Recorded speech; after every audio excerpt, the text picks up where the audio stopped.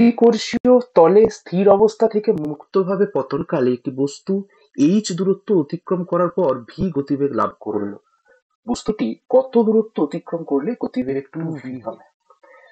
ওকে, তো দেখো আমরা এটা লিখতে পারি যে বস্তুটির v যদি গতিবেগ লাভ করে তো h দূরত্ব যায়। ওকে, তো দেখো আমরা ধরে নিচ্ছি স্থির অবস্থা থেকে যেহেতু পড়েছে তাহলে ইউটা আমাদের 0।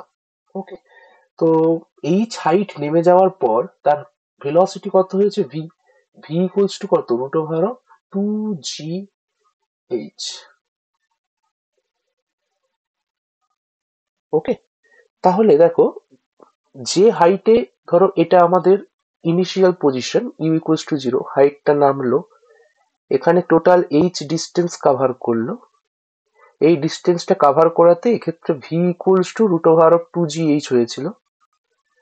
তো আরো কিছুটা হাইট যাচ্ছে, তো যেতে যেতে তার ভেলোসিটি একটা সময় তোমার হয়েছে v equals to 2 into root over of 2gh, এটা ধরো v ড্যাশ, তাহলে actually root over of 8gh হয়েছে ভেলোসিটিটা।